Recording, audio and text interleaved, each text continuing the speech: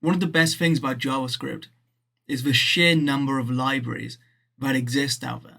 There are libraries that allow us to do incredible things that would normally take us dozens of hours to do on our own, weeks, maybe months. Maybe it wouldn't even be possible for us to achieve it if we were a single person, or at least be very expensive and very time consuming. So I've made a list of some of my favorite JavaScript libraries which I think are either really fun or just really useful in some way. The first one is called Remotion. It's an absolutely incredible JavaScript library that allows you to actually edit videos and create videos using JavaScript. This is really incredible for creating content because using this, it just opens up so many new opportunities for video creation. You can automate videos. Maybe you can make hundreds and hundreds of videos just with the same algorithm and make an enormous amount of content with so much less work than it would normally take, and also use code to schedule the upload times if you needed to as well.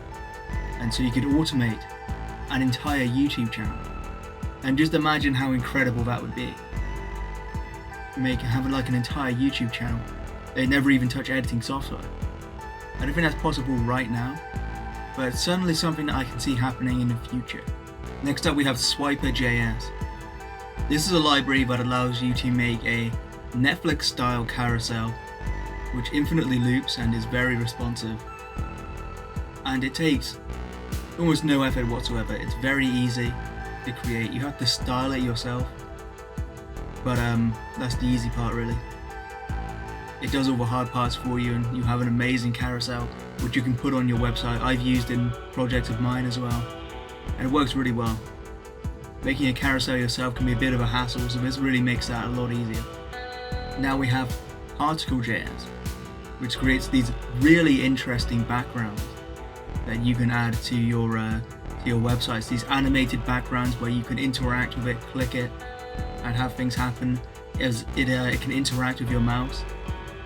And the variety of things you can do with these is just incredible. You can really get creative and make a really interesting animated interactive background and spruce up your websites or your portfolio.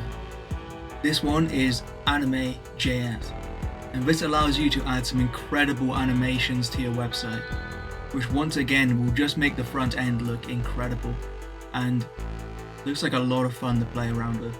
This is another library that if you can master, it will really make your websites look amazing and help take them to the next level. One of the coolest things you'll see in sci-fi films is augmented reality. Placing an object that doesn't exist over reality just looks incredible. But with AR.js, you can do this yourself.